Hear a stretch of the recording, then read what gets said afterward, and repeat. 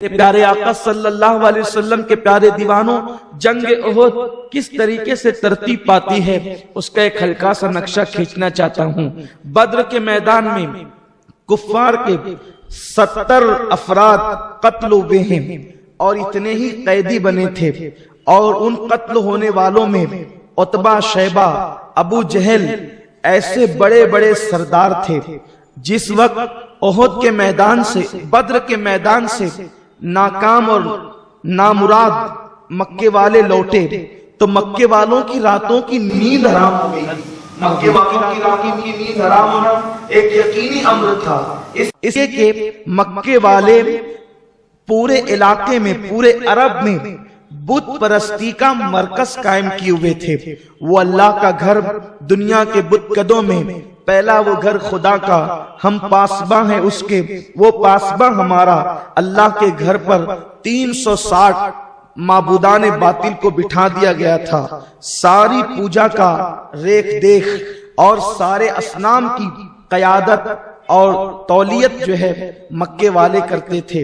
مکے والوں کو مذہبی اعتبار سے مشرکین کے اندر ایک بڑا مقام حاصل تھا، کیونکہ پورے عرب سے جو لوگ لات و حبل، عزا اور منات کی پرستش کرنے کے لیے آتے تھے تو مکے والے بڑے بڑے نذرانے ان سے وصول کرتے تھے۔ اب بدر کی جنگ کی شکستگی جو ہے مکے والوں کو اس لیے بے چین کر رہی تھی، ایک تو یہ کہ اگر ان کے خدا حق پر ہوتے یا سچے ہوتے تو وہ بدر کے میدان میں ان کی مدد کرتے۔ ایک چیز تو یہ کہ لوگوں کا عقیدہ کہیں متزلزل نہ ہو جائے، دوسری چیز یہ اگر ان اصنام پر لوگوں کا عقیدہ متزلزل ہو گیا تو پھر لوگ مکے میں لات و حبل کی پوجا کے لیے کیوں آئیں گے، اور پھر جو نذرانے پوجا کے نام پر اور پرستش کے نام پر ان کو بڑے بڑے انداز سے ملتے ہیں تو ان کی روزی روٹی پر حرف آئے گا۔ اور پھر دوسری چیز، مکے کا کوئی گھر ایسا نہیں تھا کہ ان کا کوئی رشتہ دار بدر کے میدان میں قتل نہ ہوا ہو، کیونکہ ان کی رشتہ داری ایک دوسرے سے کڑی در کڑی ملی ہوئی تھی۔ اگر کوئی کسی کا بھائی ہے تو وہ کسی کا ماموں بھی ہوگا، وہ کسی کا بھانجا بھی ہوگا، وہ کسی کا بیٹا بھی ہوگا، وہ کسی کا چچا بھی ہوگا، وہ کسی کا پھوپھا بھی ہوگا، غرض کہ ان کی رشتہ داریاں کڑی در کڑی بڑی مضبوط ملی ہوئی تھی، تو ہر گھر کا کوئی نہ کوئی فرد قتل ہوا تھا۔ اور آپ بدر کی جنگ اگر سن چکے ہیں تو آپ کو یہ بات معلوم ہوگی کہ جنگ بدر کے وجود کا جو معاملہ ہے وہ یہ ہے کہ ابو سفیان جو قافلہ تجارتی لے کر کے آ رہا تھا، اس تجارتی قافلے کے مسئلے میں جنگ ہوئی تھی، اور چونکہ وہ اپنا قافلہ بچا کر، کیونکہ اس کو کسی نے غلط اطلاع دی اور وہ غلط اطلاع پر اس نے ہنگامہ کر دیا، اور نتیجتاً جو ہے وہ مکہ والے فوج لے کر کے مسلمانوں کے مقابلے میں آ گئے اور انہوں نے نقصان اٹھایا۔ لیکن چونکہ ابو سفیان اپنا قافلہ بچا کر واپس لے گیا تھا، اب وہ قافلہ چونکہ بدر کی جنگ کے بعد جو وہ مال تجارت تھا وہ دار الندوہ کے اندر جیسا کہ تیسا محفوظ تھا۔ دار الندوہ اسے کہتے ہیں کہ مکۃ المکرمہ میں کفار نے سارے قبیلوں کی کھچڑی بنا کر ایک جو ہے وہ مشورتی مقام رکھا تھا، جہاں پر وہ حضور کے خلاف میٹنگیں کرتے تھے، اسلام کے خلاف میٹنگیں کرتے تھے، آقا کے قتل کے منصوبے بناتے تھے، اسلام کو نقصان پہنچانے کے لیے منصوبے بناتے تھے، اور اس کو انہوں نے دار الندوہ کا نام دیا تھا۔ لوگوں کے مقدر ہے کسی مدرسے کا نام جامعۃ القادریہ ہوتا ہے، کسی مدرسے کا نام بہار مدینہ ہوتا ہے، کسی مدرسے کا نام جو ہے وہ جامعہ ہرا ہوتا ہے، کسی مدرسے کا نام گلشن برکات ہوتا ہے، لیکن یہ بھی لوگوں کے مقدر ہے کہ مکے والوں نے اسلام کو نقصان پہنچانے کے لیے ایک ندوہ بنایا، اور ہندوستان میں پتہ نہیں لوگوں کو کیا سوچا کہ انہوں نے بھی ایک ندوے کی بنیاد رکھی۔ ہم کسی کی نیت کو جانتے نہیں ہیں، لیکن اتنا ضرور سمجھتے ہیں کہ ندوے سے اسلام کا کبھی نہ بھلا ہوا ہے، نہ کبھی ندوے سے بھلائی کی امید کی جا سکتی ہے۔ بلکہ اگر میں اپنے عنوان سے ہٹنے کا خوف نہ ہو تو چند جملے کہہ کر کے آگے بڑھنا چاہتا ہوں کہ ندوہ کی میٹنگ میں کتنے بڑے بڑے آتے تھے، اس کو حدیث مبارکہ کی روشنی میں آپ جانچیں کہ جس وقت حضور علیہ السلام کے قتل کا منصوبہ بنایا گیا دارالندوہ میں بیٹھ کر، تو شیطان ایک کمبل اوڑھ کر ایک بوڑھے شیخ کی شکل میں، یعنی کہ کسی شیخ کی شکل میں یا کسی میاں کی شکل میں وہ لکڑی ٹیکتے ہوئے آیا اور کہا ہم بھی کہیں کے میاں ہیں، ہم بھی کہیں کے شیخ ہیں، اس لیے ہمیں بھی مشورے میں شامل کریں۔ اور دارالندوہ میں جناب شیطان بھی جو ہے بحیثیت مشیر جو ہے وہ شامل ہوئے تھے۔ اب آپ اس کا اندازہ کر سکتے ہیں، بات کمبل اوڑھنے کی نہیں، بات زرق برق لباس کی نہیں، بلکہ بات یہ ہے کہ ندوہ میں بیٹھ کر ہمیشہ حضور کے خلاف گفتگو ہوئی ہے۔ اب آج جو کچھ ہو رہا ہے اللہ خیر فرمائے، اللہ تبارک و تعالیٰ کی قدرت بھی ہے کہ رب تبارک و تعالیٰ جب دین لیتا ہے تو عقلوں پہ پردے پڑ جاتے ہیں۔ ابھی آپ سن رہے تھے، نام رکھنے میں بھی لوگوں کو چاہیے کہ وہ سنت نبوی کی طرف جایا کریں۔ حضور نے نام رکھا تو مسجد قباء نام رکھا، حضور نے نام رکھا مسجد نبوی نام رکھا، حضور نے نام رکھا تو آقا کریم صلی اللہ تعالی علیہ وسلم نے کہیں پر عبداللہ کہیں پر عبد الرحمن نام رکھا، بلکہ کبھی مدرسے کا نام رکھا تو اصحاب صفہ کے اعتبار سے آج وہ صفہ کہلاتا ہے۔ کتنے حسین نام حضور نے رکھے، کاش کہ لوگ حضور کے ناموں پر ادارے کا نام رکھتے، لیکن یہ میرے اللہ کی خفیہ تدبیر ہے کہ اللہ کا کسی کو بے نقاب کرنا چاہتا ہے تو اس شان سے بے نقاب کرتا ہے۔ بہرحال مجھے جو ہے وہ میرا عنوان یہ ہے بھی نہیں ہے اور میں اس پر بہت طویل گفتگو بھی نہیں کرنا چاہتا، بات آئی ہے تو میں نے بس سرے راہ کوئی جملے ایسے میرے ذہن میں آئے تو میں نے آپ کی خدمت میں پیش کر دیا۔ اب آپ اس پہ غور کریں کہ شیطان بھی ندوی ہے، کیونکہ وہ ندوہ میں مشورے کے لیے گیا تھا، اور مشورے کے لیے جتنے جائیں ندوہ میں وہ سب ندوی ہوتے ہیں۔ اور حکومت سعودی پر ہمیں حیرت ہے کہ اس نے حضور کی والدہ کا نام جو ہے وہ باپ سے نکال کر کاٹ دیا، حضور کے والد کا نام باپ سے نکال کے کاٹ دیا، لیکن حرم میں آج تک ایک دروازہ بنا رکھا ہے، اس کا نام دارالندوہ رکھا ہے۔ خدا جانے ندوہ سے اہل سعود کو یا آل سعود کو کیا دلچسپی ہے۔ اللہ تبارک و تعالی مسلمانوں کو حق و باطل سمجھنے کا شعور عطا فرمائے۔ تو عرض یہ کر رہا تھا کہ دارالندوہ کے اندر وہ مال تجارت پڑا ہوا تھا، اس مال تجارت کا اندازہ اگر حساب لگایا جائے تو آج کے حساب سے برطانیہ کے 50,000 پاؤنڈ جو ہے وہ اس کی قیمت ہوتی ہے۔ 1,000 اونٹوں پر وہ مال لدا ہوا تھا۔ ایک وفد ابو سفیان کے پاس گیا۔ یہ ابو سفیان ایک چالاک، ہوشیار، بہادر انسان تھا، اور ابتدا اسلام سے اس نے اسلام کے خلاف زہر افشانیاں کی ہے، لیکن خدا کی قدرت اللہ جسے جو چاہتا ہے بنا دیتا ہے۔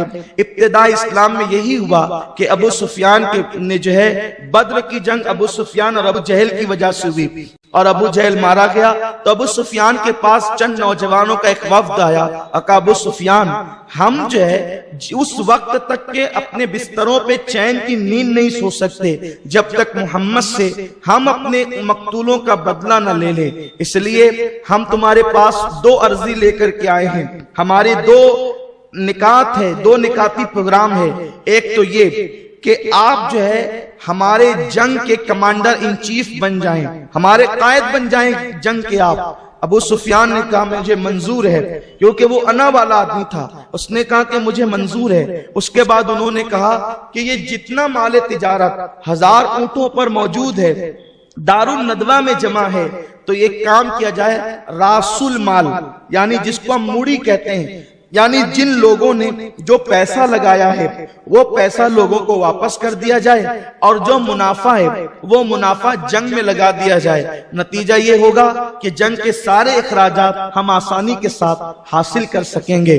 اس نے فوراً کہا ٹھیک ہے، سب سے پہلے میں میرا مال یعنی میرا منافع اور بنو عبد المطلب کا منافع میں جنگ کے لیے چندے کے طور پہ پیش کرتا ہوں۔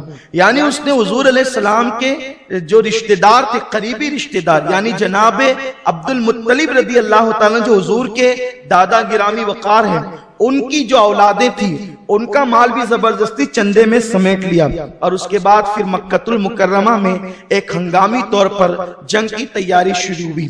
یہ لوگ یہ چاہتے تھے کہ بڑی خفیہ طور پر یہ مدینہ منورہ جائیں، اور جانے کے بعد ان مٹھی بھر مسلمانوں کو بے خبری میں جا کر کے لیں اور اس طرح پیس ڈالیں جیسے دو پتھروں کے بیچ میں گیہوں اور چاول پیس دیے جاتے ہیں۔ بس یہی منصوبہ لے کر وہ تیاری کر رہے تھے، لیکن آپ اس بات کا علم رکھتے ہیں، اگر آپ نے بدر کی جنگ سنی ہے، جنگ بدر اور جنگ احد میں بہت گہرا تعلق ہے۔ احد کو بیان کرتے وقت بدر کو چھوڑا ہی نہیں جا سکتا، اور اگر احد بیان کرتے وقت بدر چھوڑ دی گئی ہے تو پھر آپ کو احد سمجھ میں نہیں آ سکتی۔ جنگ بدر کے موقع پر حضرت عباس ابن عبد المطلب جو ہمارے آقا صلی اللہ علیہ وسلم کے گرامی وقار چچا ہیں، تو حضرت عباس رضی اللہ تعالیٰ عنہ کو زبردستی لایا گیا تھا، اور آپ جو ہے وہ جنگی قیدی بن گئے تھے، اور فدیہ دینے کے لیے آپ کے پاس مال نہیں تھا، تو آپ نے کہا تھا کہ میرے پاس مال نہیں ہے، میں کیا فدیہ دوں گا؟ تو آقا نے فرمایا تھا چچا، وہ جو میری چچی کے پاس آپ سونا چھپا کر زمین میں آئے ہو وہ کس کا مال ہے؟ تو اس وقت حضرت عباس نے کہا تھا وہ مال چھپانے والا واقعہ میں اور میری بیوی ام الفضل کے علاوہ کوئی نہیں جانتا، میں گواہی دیتا ہوں کہ آپ اللہ کے رسول ہیں۔ تو بدر کی جنگ کے بعد حضرت عباس ابن عبد المطلب نے اسلام قبول کیا تھا، لیکن آپ نے اپنے اسلام کو ظاہر نہیں کیا تھا۔ جب آپ نے مکے میں یہ جنگی تیاریاں ہوتے ہوئے دیکھی تو آپ نے خاموشی سے جو ہے وہ بنی غفار کے ایک فرد کو جو بہت تیز رفتاری کے ساتھ سواری کرنا جانتا تھا، اس کو ایک خط دیا کہ یا رسول اللہ، مکے والے جنگ کی تیاری کر رہے ہیں، آپ چوکنا ہو جائیں۔ یاد رکھیں آج کی ٹرینیں جتنی تیز رفتار دوڑ سکتی ہے، اس سے زیادہ جو ماہر لوگ ہوتے تھے وہ اونٹ اور گھوڑوں کو دوڑایا کرتے تھے۔ یہ بات ہم نے پہلی مرتبہ محقق عصر حضرت علامہ فیض احمد اویسی رحمت اللہ تعالی علیہ کی کتاب میں پڑھا، چاند کے مسئلے میں، تو ہمیں حیرت ہوئی کہ اتنے بڑے محقق نے یہ بات کیسے لکھ دی کہ تیز رفتار ٹرینوں سے زیادہ گھوڑے اور اونٹ دوڑ سکتے ہیں۔ لیکن چونکہ بات ایک محقق کی تھی اور اپنی عادت یہ ہے کہ آنکھ بند کر کے ہر چیز ہضم نہیں ہوتی، تو جب ہضم نہیں ہوتی تو پھر ہم خود جو ہے اپنے طور پر جب تک مطمئن نہیں ہوتے اس کو بیان نہیں کرتے۔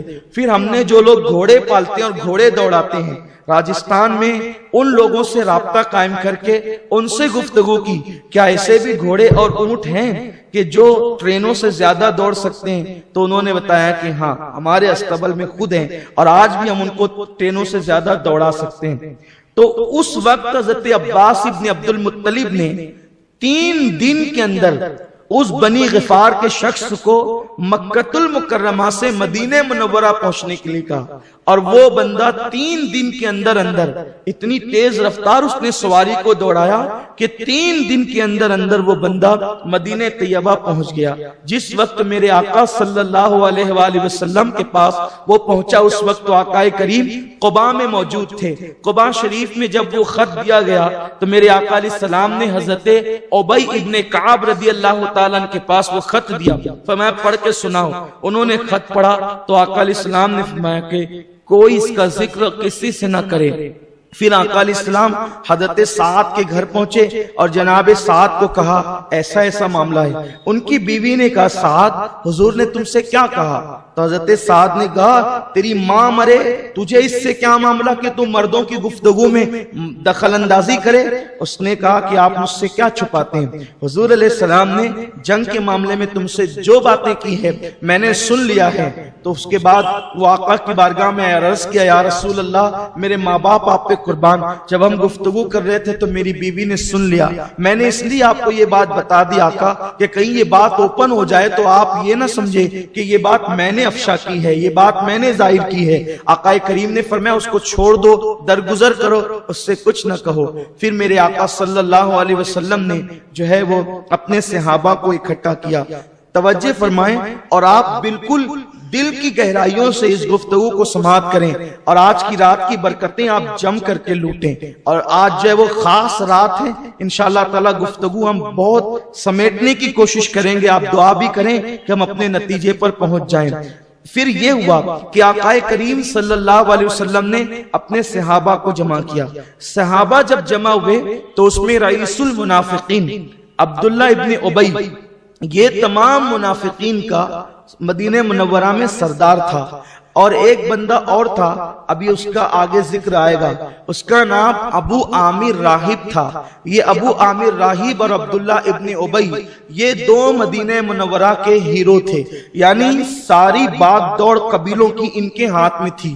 ابو عامر راہب تھا، آقا کریم کی آمد سے پہلے وہ حضور کی عظمت پہ تقریریں کرتا تھا اور بتاتا تھا کہ ایک آخری نبی آنے والے ہیں، وہ یہاں آئیں گے، یہیں ان کا مزار بنے گا، وہ حق پر ہوں گے۔ لیکن جب آقا کریم تشریف لائے تو چونکہ اس کی قوم فضیلت حضور کی سن چکی تھی تو اس کو پیچھے چھوڑ کر کے سعادت مند لوگ آگے بڑھ بڑھ کر حضور کا کلمہ پڑھتے رہے، تو اس کے دل میں حضور سے عداوت اور نفرت پیدا ہو گئی، اور نفرت کے بعد یہ وہاں سے بھاگ نکلا اور کفار مکہ کے پاس جا ملا اور ان کو خوب بھڑکایا جنگ کے لیے، تو یہ بھی وہاں پہنچ گیا تھا۔ ابو عامر اس کو فاسق کہا گیا بعد میں، اور ابھی آگے ذکر آئے گا بہت دلچسپ ذکر کہ ابو عامر کا بیٹا کون ہے اور وہ کس شان سے اسلام کے لیے لڑتا ہے۔ انشاءاللہ آپ کا ایمان تازہ ہوگا۔ یعنی قدرت کے فیصلے دیکھیں کس قدر عجیب و غریب ہوتے ہیں کہ باپ اتنا بدترین اور بیٹا اتنا جو ہے وہ عظیم، اور بیٹا اتنا بدترین ہے باپ اور اتنا عظیم، بھائی اتنا بدترین اور دوسرا بھائی اتنا عظیم۔ قدرت نے ہدایت جو ہے وہ وراثت اور نسب پر نہیں رکھی ہے، قدرت نے ہدایت جو ہے وہ اپنے کرم پر رکھی ہے۔ اللہ کا کرم شامل حال ہوتا ہے تو اللہ تبارک و تعالی ہدایتیں عطا فرماتا ہے۔ پھر یہ ہوا آقا کریم نے میٹنگ طلب فرمائی صحابہ کے ساتھ، رئیس المنافقین عبداللہ ابن ابی بھی ہے۔ آقا نے فرمایا وہ لوگ آ رہے ہیں اور بلکہ آ چکے ہیں، تمہارا کیا خیال ہے؟ تو سرکار صلی اللہ علیہ وسلم کے جو تجربہ کار صاحب الرائے صحابہ تھے انہوں نے عرض کی حضور ہمارا مشورہ یہ ہے کہ آقا وہ لوگ 3000 کا لشکر جرار لے کر کے آ رہے ہیں، ہر آدمی کے پاس زرہ ہے، سواری ہے، کھانے پینے کا سامان ہے۔ تو آقا ہم ایک کام کرتے ہیں کہ ہم لوگ عورتوں کو گڑیوں میں رکھ دیتے ہیں محفوظ مکانات میں، اور ہم جو ہیں وہ شہر کے اندر مورچہ بند ہو جاتے ہیں۔ مدینہ منورہ کی جو تنگ گلیاں ہیں جب وہ اس میں گھسیں گے تو ہم ان کو گاجر مولی کی طرح کاٹیں گے۔ اس بات کی تائید رئیس المنافقین عبداللہ ابن ابی نے بھی کی، صاحب الرائے صحابہ نے بھی، حضور علیہ السلام کی بھی یہی رائے تھی۔ لیکن جو نوجوان صحابہ تھے جن کو بدر میں شریک ہونے کا موقع نہیں ملا تھا، ان صحابہ کو بڑا جذبہ تھا۔ انہوں نے عرض کیا حضور اس دن کے لیے تو ہم دعا کرتے تھے کہ ہم اللہ کی راہ میں کانٹے اور مارے جائیں، شہادت کا جام نوش کریں، اب یہ موقع آیا ہے آقا تو ہمیں محروم کیوں کیا جا رہا ہے؟ یا رسول اللہ اگر ہم مورچہ بند ہو کر کے مدینہ منورہ میں لڑیں گے کفار مکہ سمجھیں گے کہ ہم بزدل ہو گئے، اس لیے ہم ان کا مقابلہ نہیں کرتے۔ یا رسول اللہ ہم باہر نکل کر کے لڑیں گے۔ اور جب ان لوگوں نے بڑی جذباتی گفتگو کی تو چونکہ اکثریت کی رائے یہ تھی کہ ہمیں باہر نکل کر کے دشمن کا مقابلہ کرنا چاہیے، آقا یہ سن کر کے اپنے گھر میں تشریف لے گئے۔ حضرت ابو بکر صدیق سیدنا فاروق اعظم حضور کے ساتھ گھر میں گئے کہ مزاج اقدس کیا ہے۔ آقا نے فرمایا میری زرہ لاؤ، خود لاؤ۔ آقا کریم صلی اللہ علیہ وسلم کو دونوں یاروں نے مل کر زرہ پہنائی، سرکار نے امامہ باندھا، اس پہ خود رکھا اور اس کے بعد گلے میں تلوار لٹکائی، اور پھر آپ پٹکا باندھ کر کے جب باہر نکلنے والے تھے کہ حضرت صدیق اکبر اور فاروق اعظم کے ساتھ جب آپ باہر تشریف لانے والے تھے تو اس درمیان میں کچھ صاحب الرائے صحابہ حضرت اسید ابن حضیر وغیرہ وہاں پر موجود تھے۔ کہا تم لوگ آقا کو مشورہ دیتے ہو جبکہ حضور علیہ السلام پر وحی آتی ہے، آپ کا طریقہ کار یہ ہونا چاہیے تھا کہ یا رسول اللہ آپ کی جو مرضی ہو آپ کریں، ہم اس کے لیے تیار ہیں۔ آقا کی مرضی پر سب چھوڑ دیتے کیونکہ حضور سے زیادہ کون جانتا ہے۔ آقا کریم صلی اللہ علیہ وسلم صاحب وحی اپنا ایمان ہے، تو اس وقت جو نوجوان صحابہ جذبات میں تھے وہ لوگوں کو ندامت ہوئی اور سوچا کہ کاش ہم جذبات میں آ کے مشورہ نہ دیتے۔ ابھی یہ گفتگو ہو ہی رہی تھی کہ اس درمیان میں سرکار تشریف لائے۔ ایسا ہوتا ہے نا کہ دو لوگ گفتگو کرتے ہیں اور جب کوئی بڑا آ جاتا ہے تو دونوں چپ ہو جاتے ہیں، تو دونوں کا اچانک چپ ہونا یہ بتاتا ہے کہ کچھ ابھی بات ہو رہی تھی. سرکار نے میں کیا بات ہو رہی تھی؟ اس وقت صاحب الرائے صحابہ نے عرض کی حضور یہ جذبات میں انہوں نے باتیں کہہ دی اور ہم سے غلطی ہوئی. آپ صاحب وحی ہیں, آپ کو جو حکم آپ وہ کریں, ہم آپ جو کہیں گے کرنے کے لیے تیار ہیں. اگر مورچہ بندی کے ساتھ مدینے میں لڑنا ہے اس کے لیے بھی تیار ہے, اور اگر آپ میدان میں نکلنے کا حکم کرتے ہیں حضور ہم احد بدر کی طرح اپنی جان کی بازی لگا دیں گے. میرے سرکار نے فرمایا یہ نبی کی شان نہیں کہ ایک مرتبہ ہتھیار لٹکا لے تو اب بغیر لڑے اس کو اتار دے. اب ہمیں اللہ نے جو کرنا ہے وہی ہونا ہے. اللہ ہماری مدد فرمائے گا. لیکن سنو, میں نے خواب دیکھا کہ ایک گائے ذبح کی جا رہی ہے اور میں نے ایک زرہ میں ہاتھ ڈال رکھا ہے, اور اس خواب کی تعبیر یہ ہے, اور میری تلوار کے کئی دانے ہیں. یہ میں نے خواب دیکھا. اس کی تعبیر یہ ہے کہ گائے سے مراد میرے بہت سے صحابہ کو شہید کیا جائے گا, اور تلوار میں جو دانے ہیں دندان ہے اس سے مراد میری اہل بیت کا بھی ایک فرد شہید ہوگا, اور جو زرہ میں نے ہاتھ ڈالا ہے اس سے شہر مدینہ منورہ مراد ہے. آقا کریم نے یہ کہا. صحابہ نے عرض کی حضور اب جو ہو آپ حکم فرمائیں, ہم تیار ہیں. اس طرح 1000 پر مشتمل یہ لشکر آقا کریم صلی اللہ علیہ وسلم لے کر کے جو ہے وہ جمعہ کے دن عصر کی نماز کے بعد احد کے لیے روانہ ہوئے. آقا کریم صلی اللہ علیہ وسلم نے خطبہ بھی ارشاد فرمایا, اور خطبہ میں صحابہ کو استقامت کا مظاہرہ کرنے کا حکم دیا, اور پھر یہ لشکر روانہ ہوا. لیکن چونکہ احد جو ہے صرف 3 میل کے فاصلے پر, یعنی ایک محتاط انداز کے مطابق 4.5 کلومیٹر کے فاصلے پر مدینہ منورہ سے واقع ہے. وہاں پر شمالاً جنوباً ایک پہاڑ ہے, اور وہ پہاڑ بڑا طویل اور لمبا ہے.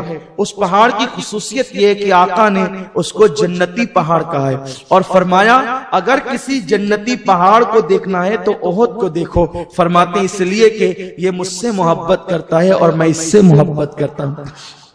آقا کریم روانہ ہوئے, اعلان بھی ہوتا رہا لوگوں نکلو نکلو نکلو. اب دیکھیں کہ ادھر جو ہے وہ صرف 100 لوگوں کے پاس جو ہے وہ تلواریں تھی, اور باقی دوسرے افراد کے پاس وہ نیزے وہ سامان وغیرہ نہیں تھے, کیونکہ ابتدائے اسلام مدینہ منورہ میں ابھی نئی ہجرت ہوئی تھی, بلکہ ابھی 3 سال شروع ہوا تھا ہجرت کو. مسلمان جم بھی نہیں سکے تھے, اور یہ بدر سے چھٹی ملی تو احد مسلط کر دی گئی. درمیان میں ابو سفیان نے جو ہے وہ راتوں رات جو ہے وہ حملہ بھی کیا تھا ایک بیچ میں, جس کو صحابہ نے ناکام بنا دیا تھا. دیکھ رہے صحابہ کرام, یہ اسلام صرف تسبیح گھمانے سے نہیں پھیلا, اسلام صرف باتیں کرنے سے نہیں پھیلا, اسلام صرف تقریروں سے نہیں پھیلا, اسلام صرف چندے سے نہیں پھیلا. اسلام پھیلانے کے لیے صحابہ نے وقت کی قربانی دی, جان کی قربانی دی, مال کی قربانی دی.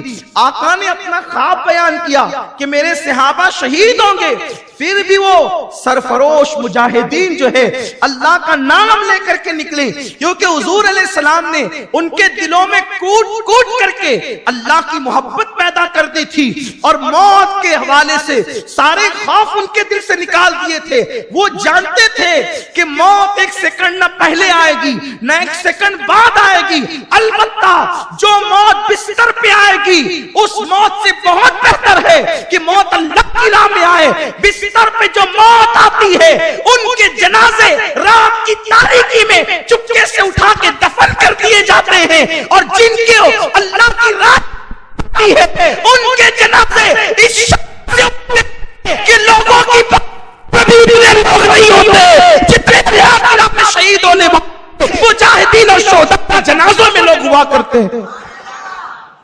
اللہ کی راہ میں موت آنا ہی جدا ہے. عاشق کا جنازہ ہے, بڑی دھوم سے نکلے, پابندیوں کے بعد بھی بغیر دعوت دیے لوگ شریک ہو جاتے ہیں. لوگ برات میں کارڈ دے کر بلاتے نہیں آتے, لیکن جو اللہ کی راہ میں جانے دیتے ہیں اللہ تبارک و تعالیٰ ان کی محبت لوگوں کے دلوں میں پیدا کر دیتا ہے. یہ اللہ کی راہ میں جان دینے کا جذبہ جب تک قوم مسلم میں رہا, مسلمان ایک زندہ و جاوید قوم کی حیثیت, جب سے ان کے دلوں میں دنیا کی محبت پیدا ہو گئی. قوم جو اللہ کے نام پہ سر نہ جھکائے وہ خدا کے نام پہ سر کیا کٹائیں گے؟ جن کی پوری مصروفیات جو ہے نفس کی گداگری اور نفس کی بندگی ہو، اس قوم سے کوئی خاک امید ہے؟ وہ قوم کوئی کارنامہ انجام دے گی؟ ہاتھ سے تلوار گئی تھی تو ہاتھ میں قلم آیا تھا، اب تو قلم بھی ہاتھ میں نہ رہا. بلکہ اب تو وہ دن قریب مجھے لگتے ہیں جس دن مسلمان نوجوان چوڑیاں پہن کر گھر سے نکلیں گے. کوئی مشکل نہیں ہے اس قوم کو چوڑیاں پہنانا، بس کوئی ہیرو پہن لے گا یہ بھی پہننے لگیں گے. ان کی اپنی پسند کیا ہے؟ یہ خود سے جینے کا ڈھنگ نہیں جانتے. ایک دور وہ تھا، تجھ کو بتا، ڈاکٹر اقبال نے فکر، تجھ کو بتاؤں میں تقدیر امم کیا ہے، شمشیر سنان اول طاؤس رباب آخر. یہ فکر تھی امت کی، یہ شہادت گہے الفت میں قدم رکھنا. لوگ آسان سمجھتے ہیں مسلمان، موت بری نہیں ہے. موت جو ہے وہ مومن کے لیے تو الموت و جسر فرمایا نا، کہ موت جو ہے وہ پل ہے، اور پل جو ہے وہ کنارے ہی لگاتا ہے، اور پل منزل مقصود تک پہنچاتا ہے. بریج کا کام ہی منزل مقصود تک پہنچانا ہے. تو عرض یہ کر رہا تھا، میرے سرکار کے جانثار جو ہے وہ چلے اس شان سے کہ حضرت سعد اور حضرت سعد ابن معاذ، سعد ابن عبادہ، یہ دونوں سعادین حضور کے آگے آگے نیزہ لے کر چلتے تھے، اور چاروں طرف سے حضور علیہ السلام کو گھیر لیا تھا صحابہ نے. اس شان سے اللہ کا رسول، نبیوں کا قائد اعظم انبیاء کرام کا قائد اعظم. اب میں تو تصورات میں جھوم رہا ہوں، میری روح جھوم رہی ہے کہ حضور علیہ السلام نے جس وقت باریک جالیوں کا لوہے کا وہ زرہ پہنا ہوگا، اس وقت میرے نبی کے حسن کا عالم کیا رہا ہو. حضور کتنے خوبصورت لگتے ہوں گے. ایسا لگتا تھا جیسے آسمان سے جو ہے وہ حوران بہشت بھی میرے حضور علیہ السلام کے حسن کو تک تک کر کے حیرت و استجاب میں ڈوب جاتی ہوگی کہ آمنہ کا لال کی شان سے جا رہا ہے. اللہ اکبر. احد کے میدان میں جس وقت اترے ہیں تو یہ ہوا کہ جتنے جو 14 سال سے کم کے لڑکے یا 14 سال کے لڑکے ہیں، ان سارے لڑکوں کو جو ہے وہ واپس بھیج دو. حضرت عبداللہ ابن ام مکتوم کو مقرر کیا ہے امامت کے لیے. آپ نماز باجماعت پڑھائیں معذوروں کی، اور آقا کے ساتھ صحابہ تھے. بہت سے لوگوں کو واپس کیا گیا.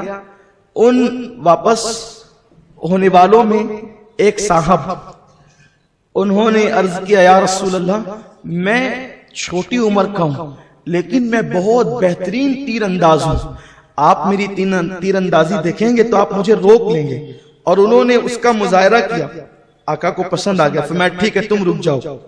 دوسرے صاحب وہ کہتے ہیں یا رسول اللہ صلی اللہ علیہ وسلم، اس کی کم عمری کے بعد اس کو روکا، میں اس سے زیادہ طاقتور ہوں، اگر آپ نے اس کو روکا تو اس کی اور میری کشتی کروائیں، میں اس کو نہ پچھاڑ دوں تو پھر آپ کہیں، اور اگر میں پچھاڑ دوں اس کا مطلب میری طاقت زیادہ ہے، پھر آپ مجھے ساتھ لے چلیں گے. آقا نے وہی دونوں کی کشتی کرائی، اور پھر وہ دوسرے صاحب پہلے والے صاحب پر غالب آ گئے، اور ان لوگوں کو جو ہے وہ میدان جنگ کی طرف جانے کی اجازت دے دی. سوچئے ایسا بھی ہوا کہ کچھ لوگوں کو جب صف میں کھڑا کیا گیا تو ان کے قد عمر کی وجہ سے چھوٹے لگتے تھے، تو سرکار نے نکالا فلاں تم نکلو، فلاں تم نکلو. تو بعض نوجوان ایسے تھے اتنا جذبہ شہادت سے سرشار تھے، وہ اپنے پنجوں کے بل یوں کھڑے ہو گئے. اور جو نوجوان عمر دراز صحابہ تھے ان سے بھی ان کا قد اونچا لگنے لگا. اب آپ مجھے بتائیں جس سے خدا کی ذات نہ چھپی، ان کا اچکنا کہاں چھپ سکتا تھا؟ لیکن حضور علیہ السلام نے ان کے جذبہ شہادت کو دیکھ کر ان کو بھی شامل فرمایا. اب جنگ سے متعلق بہت طویل گفتگو تو میں نہیں کر سکتا، حالانکہ طبیعت یہی چاہتی ہے کہ جنگ کا پورا پس منظر میں پیش کروں، لیکن وقت اس کی اجازت نہیں دیتا. اللہ اکبر. سرکار ابد قرار صلی اللہ تعالی علیہ وسلم نے پھر صحابہ کو کہا ایک خطبہ دے کر. حضور علیہ السلام نے جو خطبہ دیا ہے بڑا تاریخی خطبہ ہے، اس کو پورا منوان پیش نہیں کیا جا سکتا۔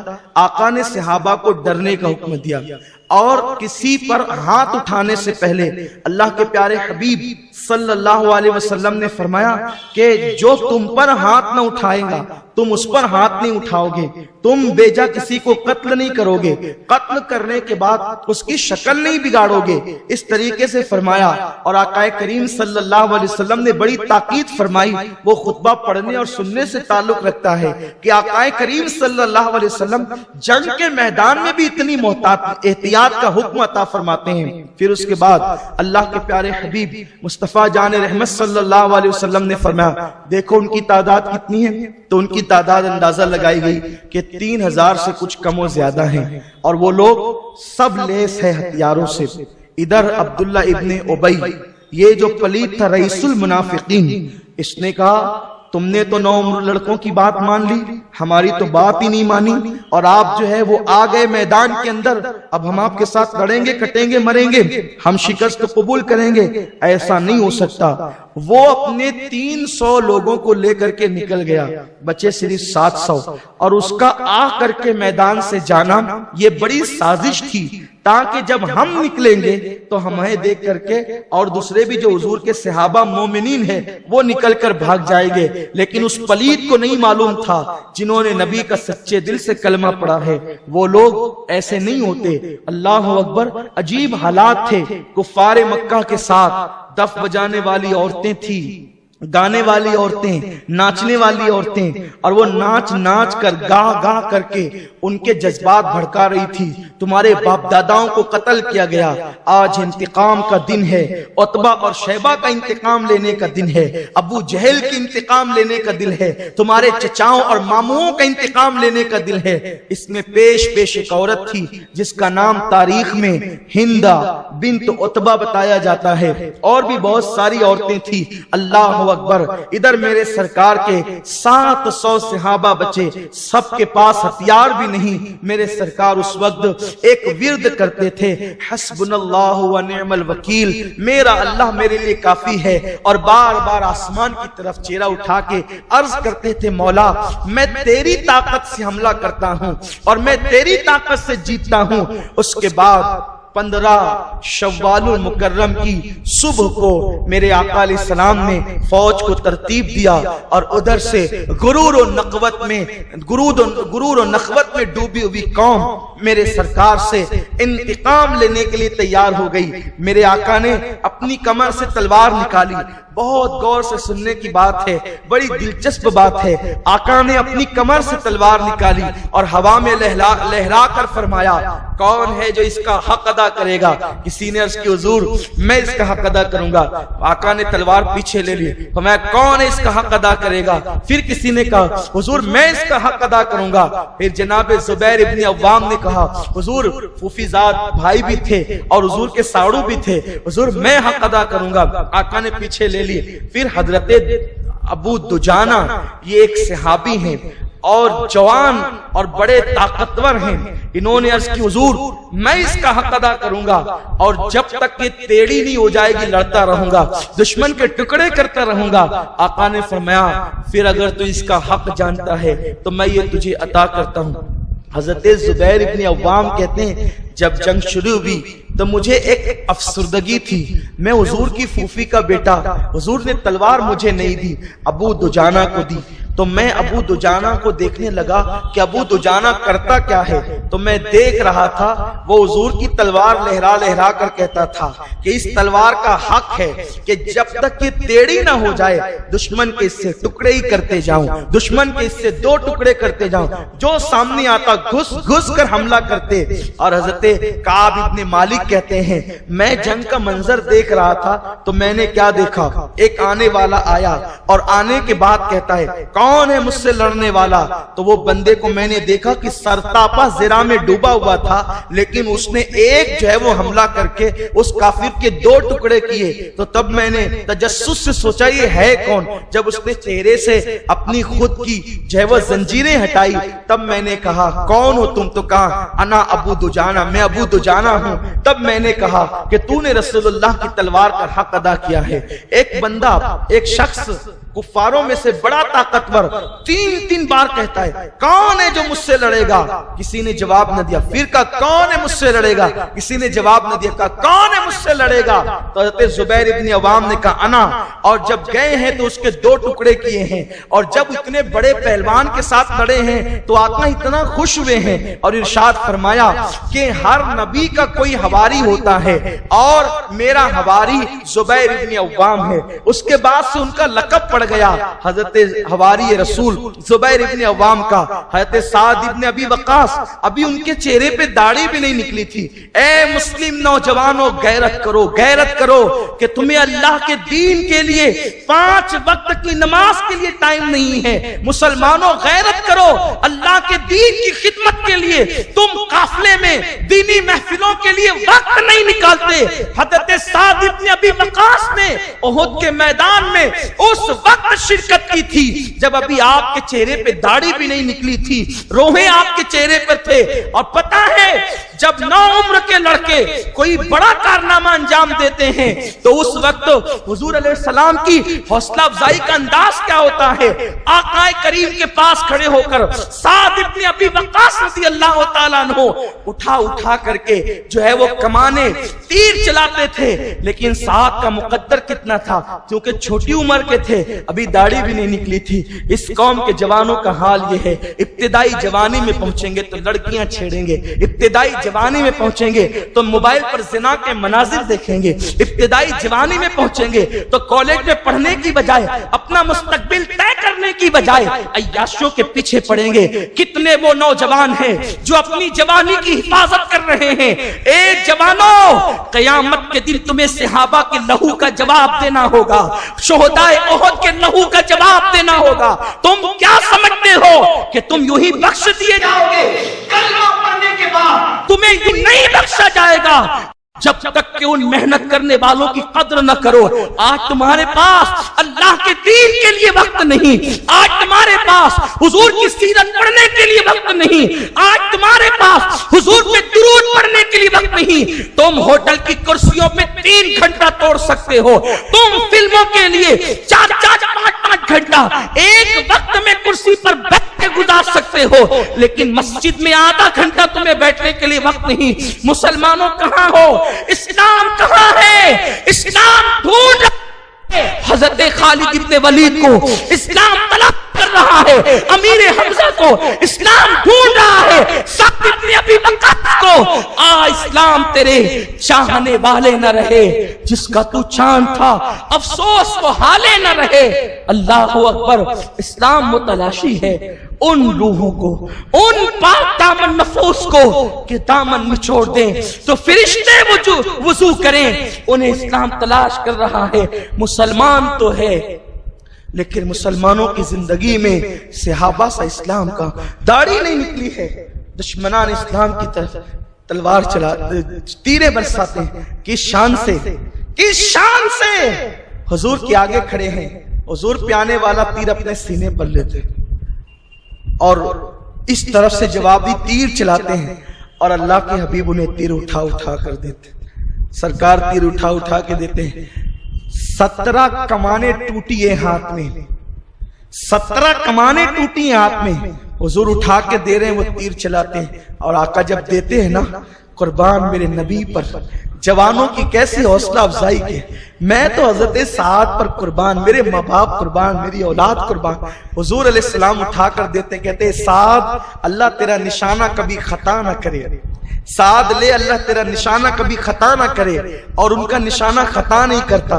इससे पता चला, याद रखना, अगर जवानी में दीन की खिदमत करोगे, साद के करीब रह के दुआ कर रहे थे, आज भी तुम्हारी जान से ज्यादा करीब है। जिस फील्ड में खिदमत करोगे, आज भी वो दुआ तुम्हारे लिए मौजूद है। नबी पाक की दुआ चाहिए तो दीन की खिदमत करो। घर में बैठकर कुछ नहीं मिलेगा, वीडियो में बैठकर कुछ नहीं मिलेगा, गेम खेलकर कुछ नहीं मिलेगा। पछताओगे बुढ़ापे में, पछताओगे। उठो, कोई कारनामा अंजाम दो जवानी में। उठो अल्लाह के लिए, अल्लाह के दीन के लिए। कल का मैदान जिहाद था, आज का मैदान दावत व तबलीग है। अल्लाह के बंदों को सुधारो। وہ بہت سے لوگ ہیں جو میں خانے میں ان کی روحیں تمہارا انتظار کر رہی ہے کہ تم ان کو سنبھالنے کی کوشش کرو گے، ان پہ محنت کرو گے تو انہی میں سے کوئی بشر حافی نکلے گا، انہی میں سے کوئی توبہ کر کے اللہ کی راہ کا مسافر نکلے گا۔ آؤ محنت کرو، اللہ کے دین کے لیے ٹائم دو، چندہ دے کر چھٹی نہیں مل سکتی۔ مت کرسیوں پہ وقت برباد کرو، اپنے ٹائم کا صحیح استعمال کرو، اپنے وقت کا صحیح استعمال کرو، ورنہ اللہ کو کیا جواب دو گے؟ جس اللہ نے زندگی دی ہے یہ زندگی ختم ہو جائے۔ سنی دعوت اسلامی نوجوانوں کی ایک عالمی تنظیم ہے، اس کا مقصد امن و امان کے ساتھ اللہ کے دین کی خدمت کرنا ہے۔ آؤ، اس تحریک نے بہت سے جوانوں کی زندگیاں بدلی، ہم سب مل کر پوری امت کے لیے محنت کریں، دعا کریں، کوشش کریں تاکہ ہم بھی کسی کی زندگی بدلنے کا ذریعہ بن جائے۔ میرے پیارے آقا علیہ السلام کے پیارے دیوانوں، ہم لوگ تو بول دیتے ہیں، چیخ لیتے ہیں، بول کر بھول جاتے ہیں، پتہ بھی نہیں چلتا کسے کیا پتا، کس نے کیا سنا۔ گزشتہ ہفتے ایک لڑکی کا میسج آیا اور اس نے کہا، سید صاحب میں نے مرکز کا بیان سنا رمضان شریف میں اور سارے بیانات مشتقاتے رہے اور میں سنتی رہی، اور نتیجہ یہ ہوا کہ شب قدر آتے آتے اللہ نے میری زندگی میں انقلاب برپا کی۔ وہ کہتی ہے کہ میں اپنی زندگی سے متعلق کہہ نہیں سکتی کہ میری زندگی میں وہ کون سا گناہ تھا جو نہیں تھا، لیکن آج اللہ تعالیٰ نے مجھے سچی توبہ کی توفیق مرکز کے درس قرآن کو سننے کے بعد عطا فرمائی۔ آپ بولیے، کوشش کیجئے، اللہ تعالیٰ نے، ممکن ہے آپ کسی کی زندگی بدل دیں، آپ کے ذریعے کسی کی زندگی میں انقلاب آ جائے۔ یہ بول ہے نا، یہ بول آپ بول کر کسی کا دل توڑ بھی سکتے ہیں، اور اسی بول کے ذریعے آپ کسی کو خدا سے جوڑ بھی سکتے ہیں۔ آئیے اپنے بول کا صحیح استعمال کریں، اپنے الفاظ کا صحیح استعمال کریں، اپنے وقت کا صحیح استعمال کریں۔ بہت سو چکے ہو مسلمانوں، آؤ بیدار ہونے کی ضرورت ہے، انقلاب برپا کرنے کی ضرورت ہے۔ لیکن انقلاب کیسے آئے گا؟ حضور کی سنتوں کو زندہ کر کے آئے گا۔ انقلاب کیسے آئے گا؟ آقا کی سیرت کو نافذ کر کے آئے گا۔ انقلاب کیسے آئے گا؟ لوگوں کو قرآن اور سنت سے قریب کرنے سے آئے گا۔ بہرحال عرض کر رہا تھا، گفتگو دور نہ نکل جائے، تفسیرے میں وقت نہ چلا جائے، تو جناب سعد ابن ابی وقاص رضی اللہ عنہ، ابھی داڑھی کے بال بھی نہیں، حضور کہتے ہیں سعد اللہ تیرا نشانہ خطا نہ کر۔ میں نے جب یہ دعا سنی، میرے ایمان نے کہا ضرور جب کوئی داعی دین حضور کی رضا کے لیے تقریر کرتا ہوگا تو حضور کہتے ہیں کہ اللہ تیرے الفاظ کو خطا نہ کر۔ سعد کا تیر جگہ پہ لگتا تھا، اللہ تیرے الفاظ بھی کسی کے دل پہ لگ لگ۔ خدا تجھے کسی طوفان سے آشنا کر دے کہ تیرے بحر کی موجوں میں اضطراب نہیں، اور شاید کہ تیرے دل میں اتر جائے، میری بات والا مسئلہ ہو جائے۔ حضور کی دعا آج بھی ہے، آقا کی دعا آج بھی، کیونکہ ان کا کرم کبھی منقطع نہیں ہوتا، ان کا کرم کبھی سقوط نہیں پاتا، ان کا کرم کبھی ختم نہیں ہوتا، اس لیے کہ میرے رسول زندہ ہیں، اپنے آقا زندہ ہیں۔ اگر وہ سعد کو تیر اٹھا کے دے رہے تھے تو آج ہماری ہمت بندھا رہے ہیں، آج ہماری بھی حوصلہ افزائی کر رہے ہیں۔ کوئی آ کر دیکھے تو صحیح، پھر ان کے کرم کو بہت قریب سے محسوس کرے گا۔ کوئی ہم تو مائل بکرم ہے، کوئی سائل ہی نہیں، راہ دکھلائے کسے، راہ روے منزل ہی نہیں۔ حضور سے قریب ہونا چاہتے ہو تو دین کے خادم بنو، دین کی خدمت کرو، اپنی ذات سے دین کو فائدہ پہنچاؤ۔ سعد ابن ابی وقاص تیر چلاتے ہیں، کمانیں ٹوٹتی ہے، پھر ایک وقت وہ آتا ہے کہ میرے نبی یہ دعا کرتے کرتے کہ سعد تیرا نشانہ کبھی خطا نہ کرے، پھر میرے حضور دعا کرتے ہیں۔ اب دعا ہی نہیں کرتے بلکہ اب سعد کے گلے میں وہ عزت اور تعظیم کا ہار ڈالتے ہیں کہ قیامت تک کے مومنین سعد کی قسمت پہ رشک کرتے رہیں گے۔ آقا فرماتے ہیں سعد یہ تیر لے، فدا کا امی و ابی یا سعد، اے سعد تجھ پر میرے ماں باپ قربان ہو جائیں، اے سعد تجھ پر میرے ماں باپ قربان ہو جائیں، اے سعد تجھ پر۔ حضرت سعد کے تو جذبات ہی دیکھنے والے تھے۔ کہتے ہیں حضرت زبیر ابن عوام کہ ہم یہ منظر دیکھ کر کہہ رہے تھے احد کی جنگ سعد نے لوٹ لی، کہتے ہیں نا وہ مجمع فلاں نے لوٹ لیا، کہتے ہیں جنگ احد سعد نے لوٹ لی، کہ حضور اس کے بارے میں کہہ رہے ہیں فدا کا امی و ابی یا سعد، اے سعد تجھ پر میرے ماں باپ قربان ہو جائیں، سعد تجھ پر میرے ماں باپ قربان ہو جائیں۔ جنگ جو ہے وہ شباب پر آتی ہے۔ حضرت عبداللہ ابن جہش، حضرت مصعب ابن عمیر، حضرت امیر حمزہ، حضرت صدیق اکبر، فاروق اعظم، عثمان ذو النورین، حضرت عثمان ذو النورین، حضرت علی مرتضیٰ، یہ صحابہ، جناب عمیر، اس طریقے سے ایک طویل فہرست ہے، جنگ میں مصروف ہے۔ مسلمانوں کا جنگ کا پرچم حضرت مصعب ابن عمیر کے ہاتھ میں، اور جنگ کے میدان میں جس کے ہاتھ میں پرچم ہوتا ہے وہ بہت قیمتی فرد ہوتا ہے، کیونکہ اگر پرچم گر گیا تو لوگوں کی حوصلہ شکنی ہوتی، جو لڑنے والے ہیں ان کی حوصلہ شکنی ہوتی۔ اب یہی ہوا کہ کفار مکہ کے ایک کے بعد ایک علم بردار، وہ پرچم جنہوں نے اٹھایا تھا فوج کا، 14 مارے گئے، تو انہوں نے حضرت مصعب ابن عمیر کی طرف رخ کیا۔ یہ حضرت مصعب ابن عمیر، ان کا تعارف شاید میں کہیں کرا چکا ہوں لیکن مجھے یاد نہیں آتا کہ یہاں ہوا یا نہیں ہوا، ایک ہلکا سا تعارف کراتا ہوں۔ یہ مصعب ابن عمیر کون ہے؟ مصعب ابن عمیر اپنی ماں کے بڑے لاڈلے اور چہیتے بیٹے ہیں، اور ان کی ماں اتنی مالدار ہے کہ جس وقت مصعب ابن عمیر نے اسلام قبول نہیں کیا تھا، مکے میں سب سے قیمتی لباس اگر کوئی پہنتا تھا تو مصعب ابن عمیر پہنتے تھے، پھر سب سے قیمتی خوشبو اگر کوئی لگاتا تھا تو مصعب ابن عمیر لگاتے تھے، حتیٰ کہ جب مصعب ابن عمیر مکے کی گلیوں سے گزرتے تھے تو عورتیں گھر میں باتیں کرتی تھی عمیر کا بیٹا مصعب جا رہا ہے، اس لیے کہ اس سے زیادہ قیمتی خوشبو مکے میں کوئی نہیں لگاتا۔ آپ غور فرمائیں، اتنی قیمتی خوشبو مصعب لگاتے تھے۔ اب آپ سوچتے ہوں گے کہ آپ لوگ تو ہی بیان کرتے ہیں کہ حضور کے پسینے کی بھی خوشبو آتی تھی، پھر یہ کیسے کہ مصعب ابن عمیر کی خوشبو عورتیں پہچان گئی، حضور کی خوشبو پر کوئی گفتگو نہیں ہوتی تھی؟ یاد رکھیں، حضور کی خوشبو صرف مومنین کو آتی تھی، کفار کو نہیں آتی تھی۔ یہ حضور علیہ السلام کی خوشبو کی خاص بات ہے کہ اللہ نے صرف مومنین تک کے اس کو محدود رکھا تھا۔ لوگ کہتے ہیں آج بھی مدینہ منورہ میں حضور کی خوشبو آ رہی ہے، لوگ کہتے ہیں ہم تو ہر سال جاتے ہیں اور 15 دن رہتے ہیں، ہمیں کبھی ایک سیکنڈ نہ آئی۔ ہم نے کہا آئی نہیں آئی یہ تیرا اپنا معاملہ ہے، خوشبو تو آج بھی ہے، لیکن اللہ کا قانون ہے وہ مومنین کو دے گا، کافروں کو نہیں دے گا۔ اب نہیں آتی ہے تو یہ تیرے اپنے دل کی بیماری ہے، تجھے اپنا علاج کرنا چاہیے، ورنہ صحابہ تو حضور کو ڈھونڈنے کے لیے پتہ کم پوچھتے تھے، خوشبو پہ زیادہ چلتے تھے۔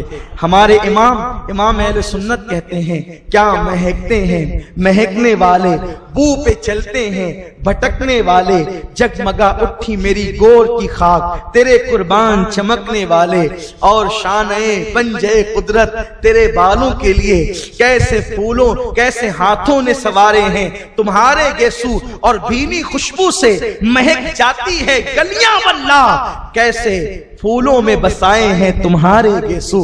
حضور کے گیسوؤں کی خوشبو، حضور کے جسم کی خوشبو ایک الگ عنوان رکھتا ہے۔ جنگ ہو رہی ہے، مصعب ابن عمیر رضی اللہ تعالیٰ عنہ، اللہ اکبر، پرچم علم بردار ہیں اسلامی جو ہے وہ فوج کے، آقا کریم صلی اللہ علیہ وسلم کے وہ صحابی، ان سے بہتر خوشبو مکے میں قیمتی کوئی نہیں لگاتا تھا۔ جب اسلام قبول کیا، ابتدائی جوانی تھی، اٹھاؤ تھا جوانی کا، اسلام قبول کیا، گھر آئے، ماں سے کہا ماں میں مسلمان ہو گیا ہوں، میں نے بھی محمد عربی صلی اللہ علیہ وسلم کا کلمہ پڑھے۔ ماں نے کہا میں نہ کھاؤں گی نہ پیوں گی، میں مر جاؤں گی، پھر دنیا تجھے تانا دے گی کہ تو اپنی ماں کا قاتل ہے۔ اب مصعب بھی اپنی ماں سے بڑا پیار کرتے تھے، لیکن اسی ماں سے پیار کیا جائے گا جو ماں حضور کی سچی کنیز ہے۔ جب حضور کی مخالفت میں کہا نہ میں کھاؤں گی نہ پیوں گی، میں مر جاؤں گی، کہا کہ تو مر جائے مجھے پرواہ نہیں، لیکن اب دامن مصطفیٰ نہیں چھوٹ سکتا۔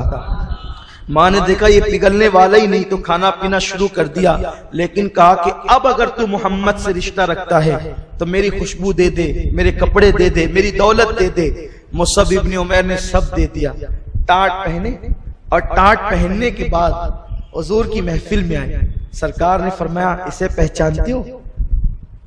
صحابہ کی آنکھ میں آنسو تھے، جی یا رسول اللہ یہ وہی ہے کہ جس نے اتنے قیمتی کپڑے پہنے کہ مکے میں اس سے زیادہ قیمتی کپڑے پہننے والا کوئی نہ تھا، لیکن صرف اسلام کی خاطر اور حضور کی محبت کی خاطر اس بندے نے ٹاٹ کے کپڑے پہن لیے۔ وہ مصعب ابن عمیر، حضرت مصعب کے ایک ہاتھ پہ حملہ ہوا، ہاتھ کٹ گیا، بائیں ہاتھ میں پرچم سنبھالا۔ توجہ فرمائیں، یہ کہانی قصہ نہیں ہے، اسلام کی تاریخ ہے۔ ایک ہاتھ کاٹا تو دوسرے ہاتھ میں۔ آپ مجھے بتائیں، چھری سے انگلی کٹتی ہے نا، ہم 10 بار ہاتھ جھٹکتے ہیں، یہ ٹوپ کہاں ہے، وہ کہاں ہے، وہ یہ کہاں ہے۔ بتائیں کہ انگلی کٹنے کے بعد دوسرے ہاتھ سے کوئی چیز پکڑنے کی طاقت ہوتی ہے؟ یہ میرے رسول کے صحابہ ہیں۔ ایک ہاتھ کٹا ہے، پرچم اسلام دوسرے ہاتھ میں لیا، دوسرا ہاتھ کٹا ہے تو ان کٹے ہوئے بازوؤں سے یوں سنبھالا دیا ہے پرچم اسلام کو، لیکن گرنے نہیں دیا۔ اور اس کے بعد جب پیٹھ میں کھنجر ڈالا گیا ہے، ادھر پرچم اسلام گر رہا تھا، آقا فرماتے علی بڑھ کر کے تھام لو، اسلام کا پرچم گرنے نہ دو، اور میرے مولا علی مرتضیٰ نے اس پرچم کو تھاما۔ اسی جنگ کے درمیان ایک واقعہ یوں ہوا کہ مصعب ابن عمیر تو شہید ہو گئے، بہت سے صحابہ شہید ہوئے، ان میں سے ہندا لے کر کے آئی تھی ایک غلام کو اپنے ساتھ کہ اگر تو میرے باپ کے قاتل حمزہ کو قتل کر دے گا تو میں تجھے منہ مانگا انعام دوں گی۔ اس غلام وہ حبشی نسل تھا، قد اس کا چھوٹا تھا، اس کی آنکھیں چھوٹی چھوٹی اور ایک دم لال لال تھی، اور وہ چھوٹا نیزہ چلانے میں بڑی مہارت رکھتا تھا۔ جنگ کے میدان میں اس کو کوئی دلچسپی کسی سے نہیں تھی، اس کو تلاش جو تھی تو جناب امیر حمزہ کی تلاش تھی۔ اس نے دیکھا ایک اونچے قد کا آدمی جو بڑا خوبرو ہے، خوبصورت ہے، وہ دشمنوں کی صف میں گھستا ہے اور فقرے کستے ہوئے لوگوں کو کاٹتا ہے۔ اس کی بہادری دیکھ کر، چونکہ جوہر کی گت جوہری جانتا ہے، بہادر بہادروں کو جانتے ہیں، اہل علم کو جانتے ہیں، اہل ہنر کو جانتے ہیں۔ اتنا بہادر وحشی تھا، اس کے کفر سے ابھی مجھے کوئی گفتگو نہیں، کفر ایک الگ عنوان ہے، اس کی بہادری ایک الگ عنوان ہے۔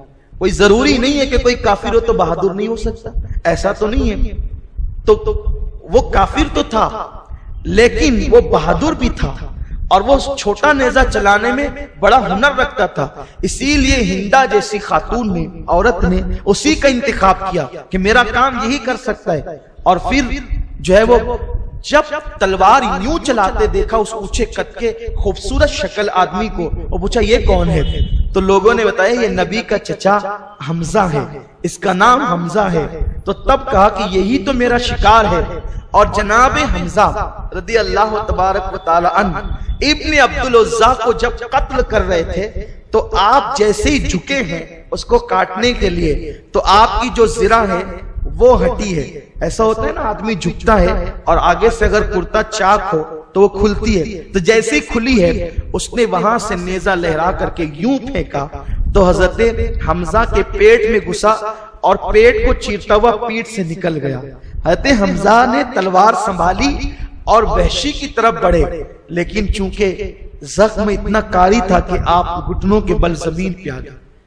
وحشی نے خود بیان کیا ہے حضرت امیر حمزہ کی شہادت کا واقعہ۔ پھر جب حضرت امیر حمزہ شہید ہو گئے تو اس نے ہندا کو اطلاع دی۔ ہندا کو جب اطلاع ہوئی تو اس نے وحشی کی مدد سے پیٹ چاک کروایا، کلیجہ نکالا اور ہاتھ کی انگلیاں کاٹی، کان کاٹے اور زبان کاٹی، ناک کاٹی، اور اس کو ایک دھاگے میں پرو کر گلے میں ہار پہنا، بازو بند بنائے، پازیب بنائے، اور اسی انداز سے وہ مکہ تک گئی۔ وہ جب کلیجہ چبایا ہے تو کلیجہ چبا کے نگلنا چاہتی تھی لیکن نگل نہ سکی اور اس نے تھوک دیا۔ یہ حضرت امیر حمزہ کی شہادت تھی. ایک شہید میدان احد میں اور بھی قابل ذکر، یہ تو سبھی قابل ذکر ہے لیکن ٹائم ختم ہو رہا ہے اور ہمیں اپنی گفتگو سمیٹ لینا نا کہ کچھ تھوڑا سا ٹائم زیادہ ہوگا کیونکہ آج خاص شب ہے.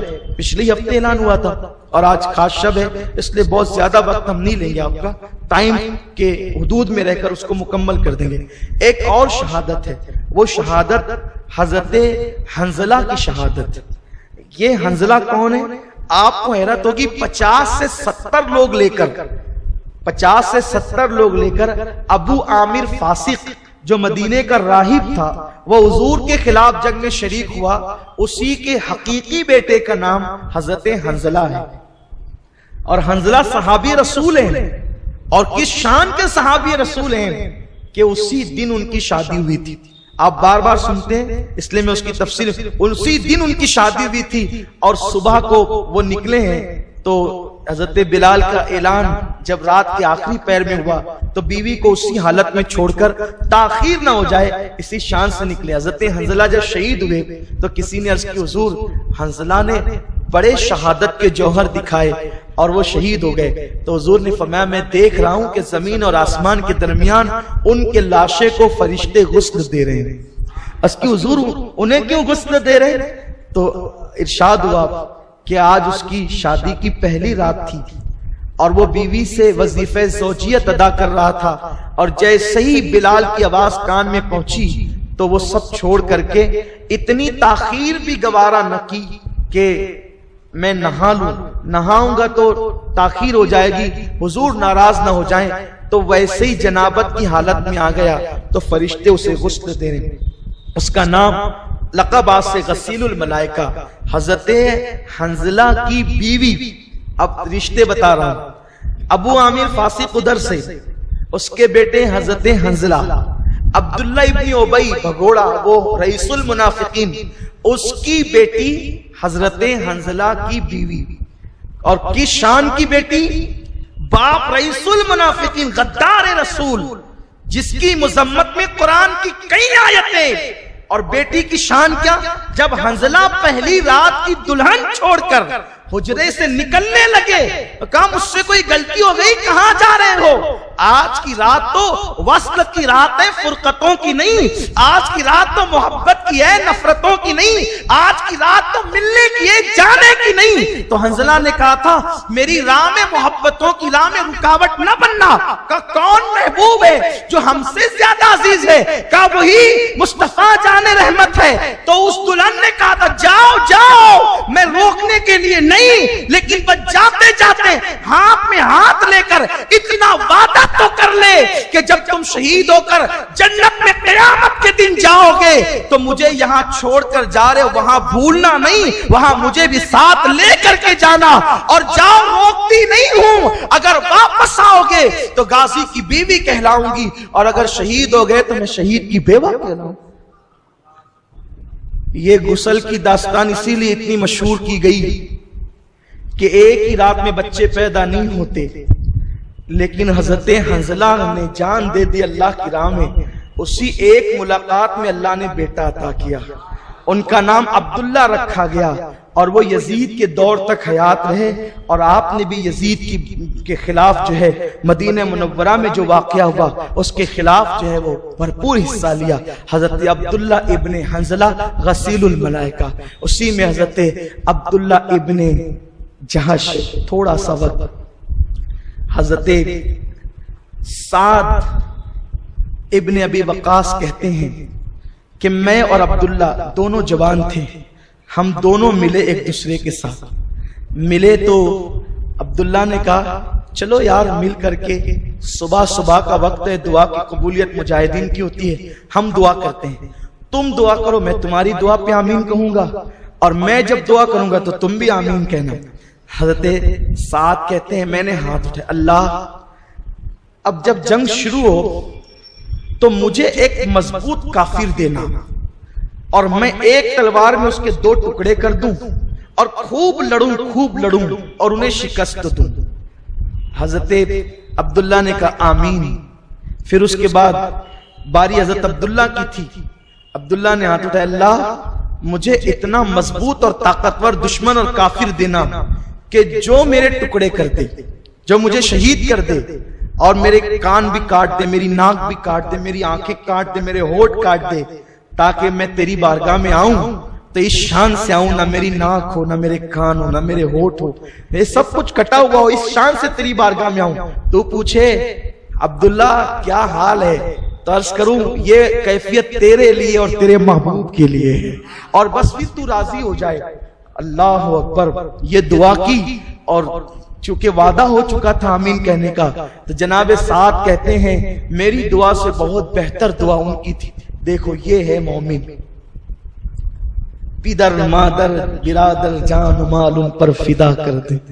یہ ایسی دعائیں ہوتی ہیں، مومنین کی دعائیں اس شان کی ہوتی ہیں۔ شہادت ہے مقصود مطلوب مومن، نہ مال غنیمت نہ کشور کشائی، دو عالم سے کرتی ہے بیگانہ دل، دو عالم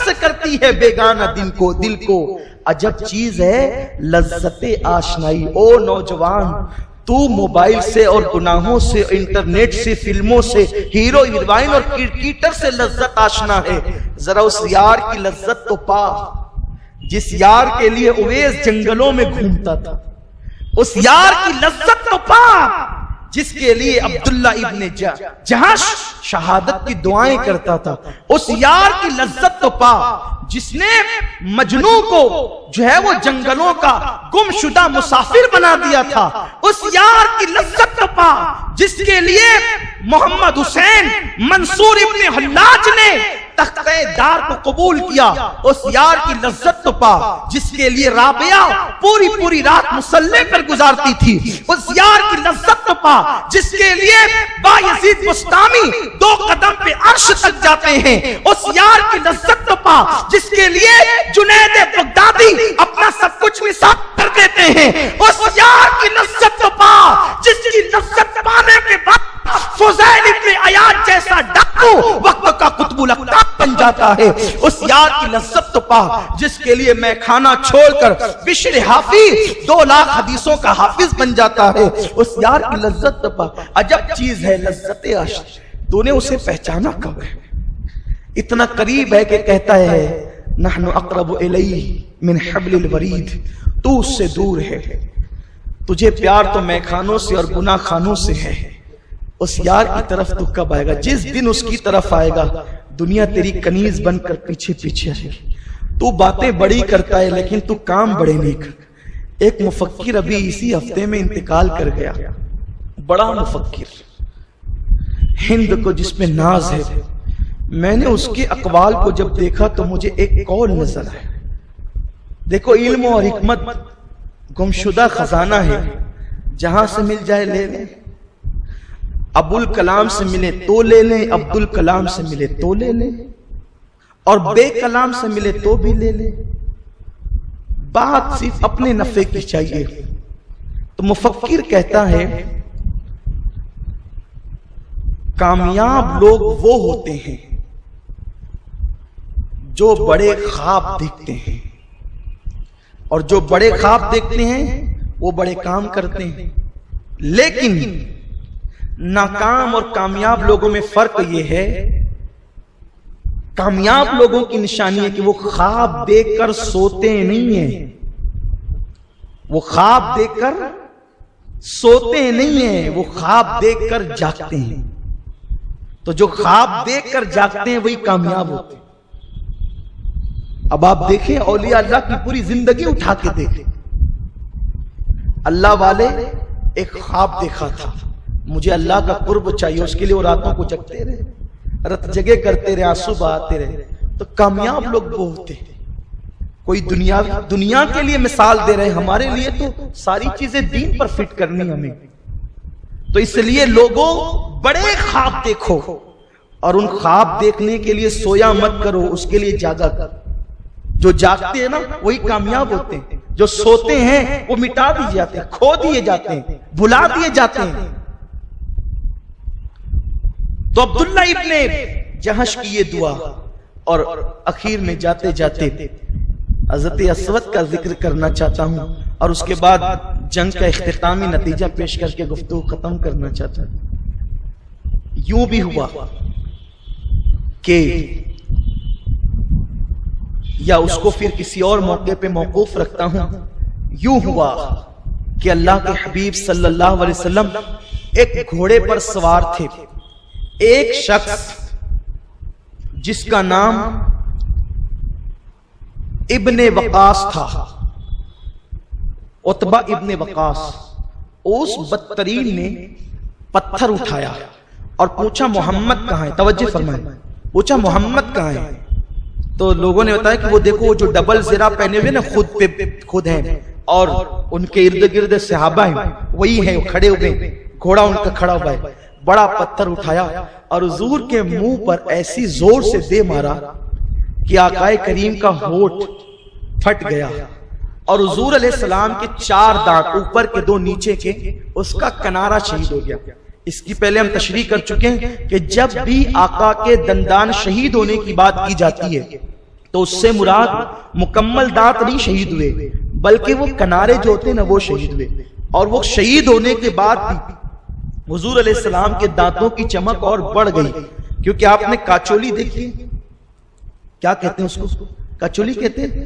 اگر کاچولی کو تھوڑا سا توڑ دیا جائے تو پتہ بھی نہیں چلتا کہ ٹوٹی ہے، لیکن اس کی چمک اور بڑھ جائے، یعنی کانچ کو تھوڑا سا تراش دیا جائے تو اس کی چمک اور بڑھ جاتی ہے۔ تو آقا کے 4 دانت کے کنارے شہید ہو گئے، لیکن آقا کے دانت تو اس پلیت نے شہید کیے اور اس کے بعد اس کے 2 ٹکڑے بھی کر دیے گئے، لیکن اللہ نے اس کو سزا یہ دی کہ اس کی اولاد جتنی اس کے بعد پیدا ہوئی وہ پیدائشی طور پر 4 دانتوں کی معذور پیدا ہوتی تھی، یعنی پیدا ہونے کے بعد جب انسان کو دانت نکلتے ہیں تو 4 دانت اس کی اولاد کے کبھی نہیں نکلے، پوری نسل اس کی چلی گئی لیکن وہ 4 دانت کبھی نہیں نکلے، اور 4 دانت کے بغیر اس کی نسل ہوتی تھی اور انتہائی منہ سے بدبو آتی تھی، لوگ دیکھ کر کے پہچان جاتے تھے یہ وہی ہے، اسی کی نسل سے ہے جس نے آقا کریم صلی اللہ علیہ وسلم کے دندان شہید کی۔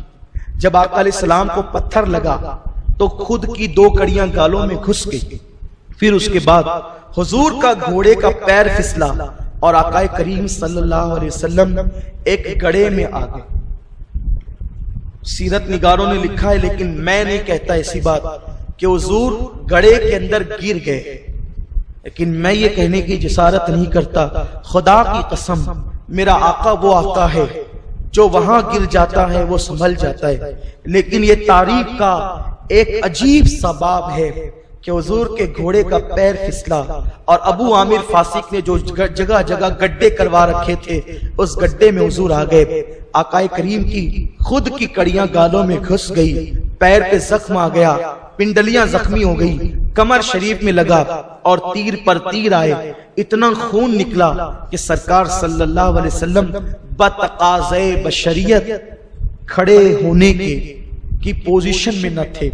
حضور علیہ السلام کو ہم نور مانتے ہیں، نور ہونا اور بشر ہونا یہ حضور کی شانیں ہیں، حقیقت اللہ جانتا ہے ان کی۔ کچھ لوگ کہتے ہیں اگر وہ نور تھے تو پھر یہ زخمی کیسے ہوئے؟ حیرت ہے، بس اعتراض اعتراض اور اعتراض۔ یاد رکھیے کہ حضور علیہ السلام جب زخمی ہوئے تو وہاں نورانیت کی شان مغلوب ہو گئی اور بشریت کی شان غالب ہو گئی۔ یہ آپ کو ایمان رکھنا چاہیے کیونکہ حضور کی دونوں شانیں ہیں۔ اور مثال کے طور پہ ایک بات سی بس کر کے بات سمجھا کر گزرنا چاہتا ہوں، بولو انسان کے اندر غصہ ہے کہ نہیں؟ بولو، ہر انسان میں غصہ ہے؟ اچھا، ہر انسان میں خوشی بھی ہے، خوشی منانے کا جذبہ بھی ہے۔ جب تیرے بیٹے کی شادی ہوتی ہے اور تو ہنستا ہے تو وہ تیرا غصہ کہاں جاتا ہے؟ اب وہ دیکھ کر کوئی کہے کہ یہ بے غیرت، اس کو غصہ آتا ہی نہیں۔ ارے غصہ آتا ہے لیکن آج نہیں آیا، کیونکہ غصہ اور خوشی دونوں اس کی شانیں ہیں۔ تو جب خوشی آتی ہے تو غصے کی صفت مغلوب ہو جاتی ہے اور خوشی کی صفت غالب ہو جاتی ہے، اور جب غصہ آتا ہے تو لب پہ مسکراہٹ نہیں آتی، چاہ کر بھی مسکراہٹ نہیں آتی۔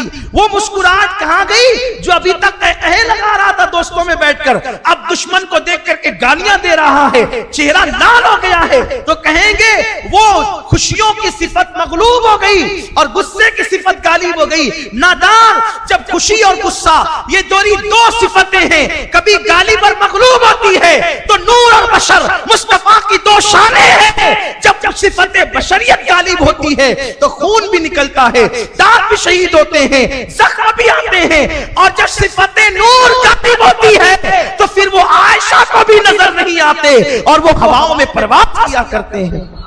جبریل بھی حیرت زدہ رہتے ہیں. حضور کی دو شانیں, کئی شانیں حضور کی, جیسے تمہاری شانیں ہیں, غصہ, غم, خوشی, اور یہ اور وہ ساری چیزیں. تو حضور علیہ السلام کے اٹھنے کی پوزیشن نہیں تھی, صحابہ نے اٹھایا اور اٹھا کر کے لے کر دوڑے. اس میں یہ بات پھیل گئی, حضور شہید ہو گئے, آقا کی شہادت ہو گئی. پورے میدان میں ایک ہلچل, حضور شہید ہو گئے, حضور شہید ہو گئے, حضور شہید ہو گئے. کچھ لوگ کہنے لگے جب آقا شہید ہو گئے تو اب لڑنا کس کے لیے, چلو اب ہم بھی گھر چلتے ہیں. لیکن کسی نے پکار کے کہا سنو سنو, اگر تم محمد کی عبادت کرتے تھے تو وہ شہید ہو سکتے ہیں جیسے اور انبیاء شہید ہوئے, لیکن ہم محمد عربی سے محبت کرتے ہیں, ان کی عبادت نہیں کرتے. ہم عبادت اس خدا کی کرتے ہیں جو وحدہ لا شریک ہے. اور پھر تم یہ کہتے ہو کہ وہ شہید ہو گئے تو لڑے کس کے لیے. ارے اگر وہ شہید ہو گئے تو اب جینا کس کے لیے ہے. جب وہ شہید ہو گئے تو ہم بھی شہید ہو جائیں, لڑو کٹو مرو. اور پھر صحابہ نے وہ جوہر دکھائے کہ کفار کے چھکے چھڑا دیے. جب آقا کریم کو لے کر کے گئے تو احد پہاڑ پر حضور کو بٹھایا. زخمی کے لیے نرم گدوں کی ضرورت ہوتی ہے تاکہ سہارا ہو. قربان میرے نبی کا معجزہ, زخمی دیکھ کر کے کوئی ان کو مجبور نہ سمجھے. جیسے ہی پہاڑ پہ بٹھایا, پہاڑ موم کی طرح نرم ہو گیا اور حضور کا پیچھے کا پورا حصہ اس پتھر کے اندر آ گیا. الحمدللہ میں نے اپنی آنکھوں سے اس کی زیارت کی ہے. اور میرے ساتھ اس وقت ہمارے برادر جمیل رضوی صاحب بھی موجود تھے, اور بھی بہت سے احباب موجود تھے. ہم لوگوں نے زیارت کی اس مقام کی. خدا کی قسم آج بھی اس مقام سے ایک عجیب سی خوشبو آتی ہے جو کسی عطر میں ہم نے نہیں سونگھی. لیکن رات کے وقت بڑی مشقتوں سے چڑھ کر کے گئے تھے اور اس مقام کی زیارت کی. وہاں پر پہلے سیمنٹ بھر دی گئی تھی, پھر لوگوں نے پھر سے کھود لیا اور اب بھی وہ مقام موجود ہے. وہ مقام جو ہے وہ 2003 تک تو ایسے ہی تھا, بعد میں اس پہ سیمنٹ بھری گئی, ابھی پھر لوگوں نے کھود لیا. لوگ جاتے ہیں اس کی زیارت کرتے ہیں. تو وہ مقام جو ہے وہ آقا علیہ السلام کا یوں آ گیا, چاروں طرف سے جانثار جمع ہو گئے. عرض کی حضور جنہوں نے آپ کا خون بہایا, آپ ان کے لیے دعائے ضرر کریں, وہ ہلاک ہو جائیں, وہ ہلاک ہو جائیں, وہ ہلاک ہو جائیں. چاروں طرف سے صحابہ کھڑے ہیں, حضور دعا کریں نا, حضور دعا کریں وہ ہلاک ہو جائیں. حضور کا خون بہ رہا ہے, داڑھی خون سے تر ہو گئی ہے, کپڑے خون سے تر ہو گئے. آقا کریم صلی اللہ علیہ وسلم کو پانی پیش کیا جاتا ہے تو پانی میں بھی خون آ جاتا ہے. یہاں نکالی جا رہی ہے, دانتوں سے کھینچی جا رہی ہے. عجیب سا حال ہے, وہ واقعی بڑا عجیب ہے. پتہ ہے جس وقت تو حضرت مرشد ابن ابی مرشد وہ نکالنے لگے نا تو نہ نکال سکے, فرمایا جا تیرا کام نہیں, درود شریف پڑھ.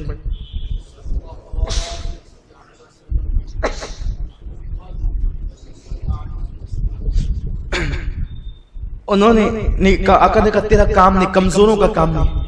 پھر اس کے بعد میرے آقا حضرت ابو عبیدہ ابن الجراح امین الامہ ہے, حضور میں نکالتا ہوں. آقا میں نکالتا ہوں. سرکار نے کہا ٹھیک ہے تم نکالو. حیرت ہے تاریخ کے اس باب پر, اتنی گھمسان کی جنگ ادھر چل رہی ہے, حضور کے گالوں میں 2 کڑیاں گھسی ہوئی. اب آقا کی شان یہ کہ حضور علیہ السلام کو کوئی ایسے دیکھے, حضور یوں کھڑے ہیں, توجہ آپ کی, حضور یوں کھڑے ہیں تو آقا کا قد میانہ نظر آتا ہے, اور کوئی جہاں بازو میں جا کے کھڑا ہو گیا کتنا بھی لمبا ہوگا حضور اس سے اونچے نظر آئیں. یہ آقا کا معجزہ, سارے اونچوں میں اونچا سمجھئے جسے, ہے اس اونچے سے اونچا ہمارا نبی. تو اب کوئی حضور کے پاس جا کے کھڑا ہو تو حضور کے قد کے برابر اس کا قد نہیں رہتا کتنا بھی اونچا ہو. تو ابو عبیدہ ابن الجراح یوں پنجوں کے بل کھڑے ہوئے اب حضور کے گالوں تک پہنچے. اب کوئی چیز اگر نکالنی ہے تو آپ جانتے ہیں جیسے کوئی کیل ہے یا کچھ چیز ہے تو دیوار سے یا کسی چیز سے نکالنی ہے تو دو کام کرنے پڑتے ہیں. ایک تو جس سے نکالنی ہے اس کو دبانا ہے اور جو چیز نکالنی ہے اس کو کھینچنا ہے. ابو عبیدہ ابن الجراح امین الامہ جس کو حضور نے کہا, آقا فرماتے ہر امت کا ایک امین ہے, میری امت کا امین ابو عبیدہ ہے. تو آپ جو ہے وہ دانت سے کیل پکڑتے تھے اور ہونٹوں سے حضور کے گالوں کو دباتے تھے. سرکار کہتے ابو عبیدہ دانت سے گال دبا اور دانت ہی سے کھینچ تبھی یہ نکلے گا. عرض کرتے تھے آقا میرے دانت سخت ہے, اگر دانت گالوں کو لگیں گے تو بے ادبی ہوگی, اللہ کو جواب کیا دوں گا.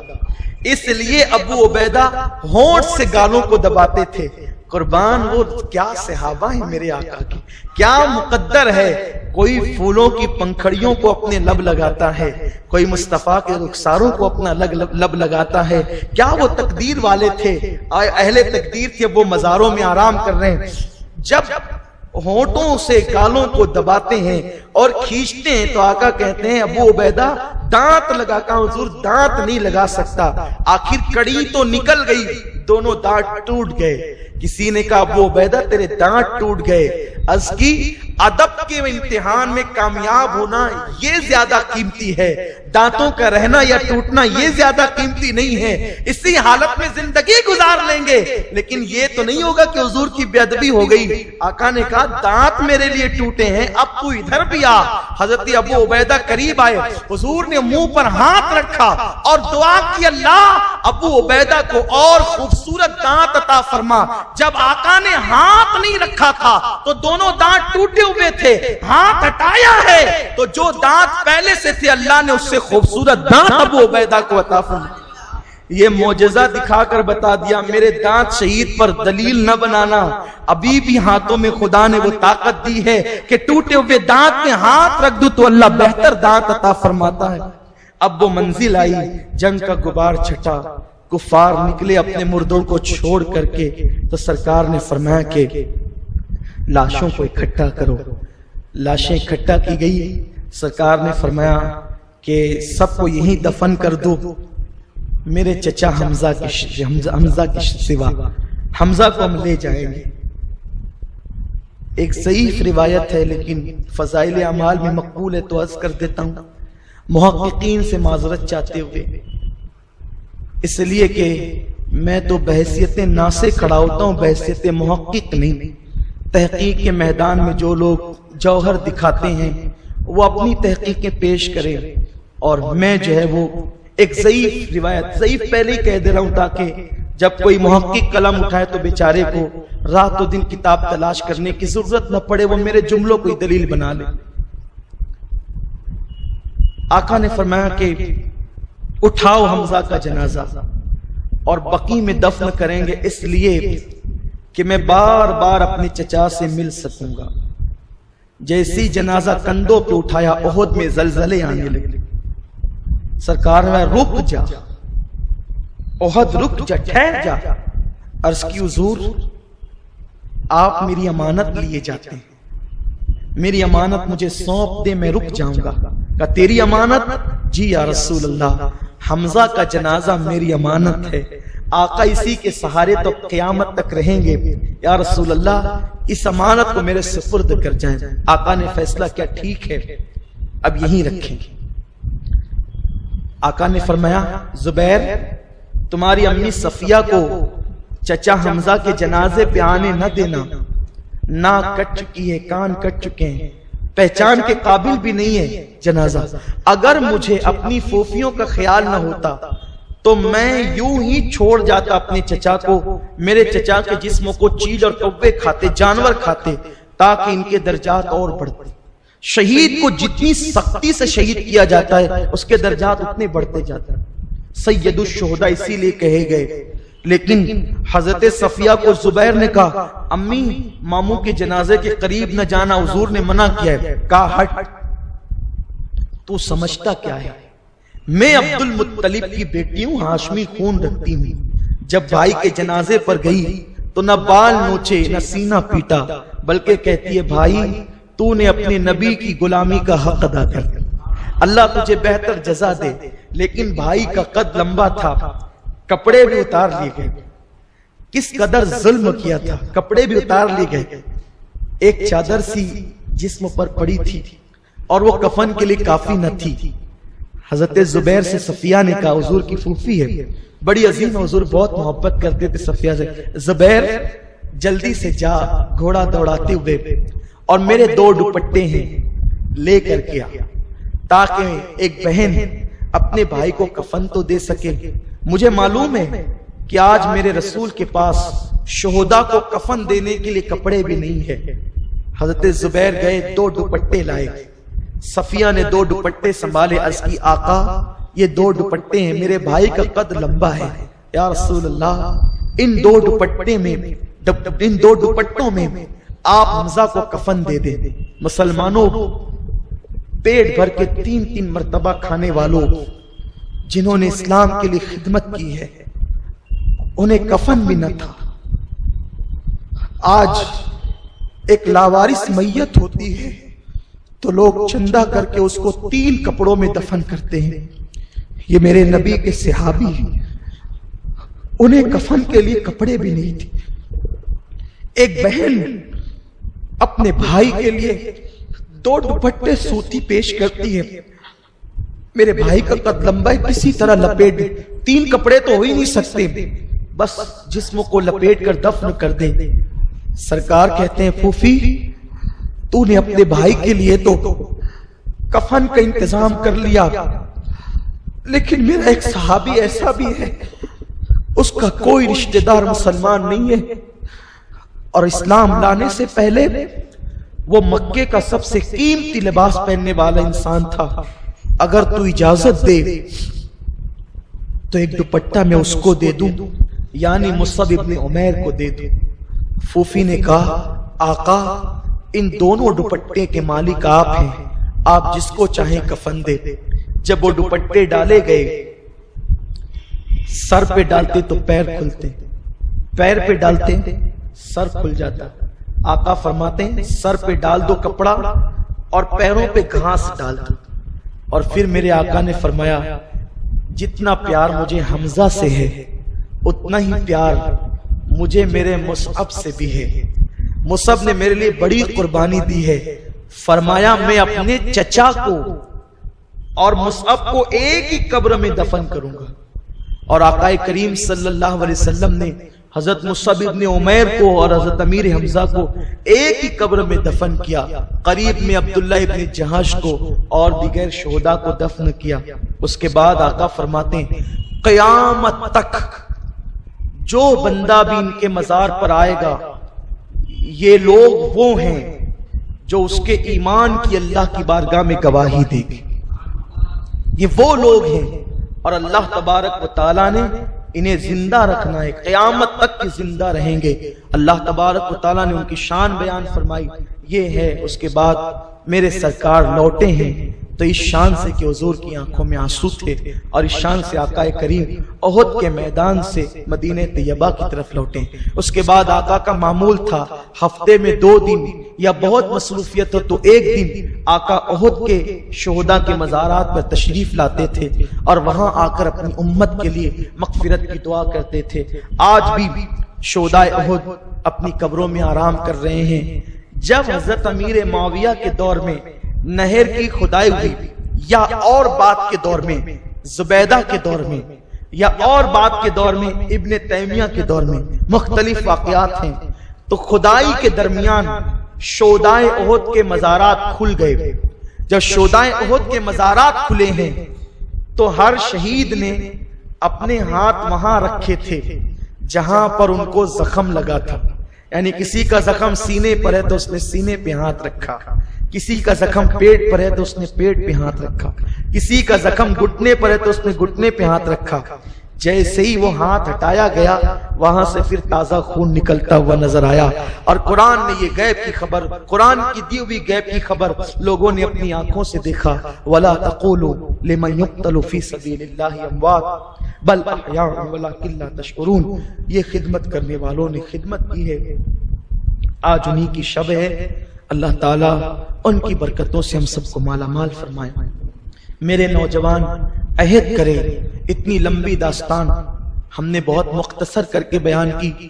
بیان کرنے کا مقصد صرف اتنا ہے، اپنے بزرگوں سے راہ لو، زندگی کے خطوط متعین کرو اور کچھ کرنے کی کوشش کرو.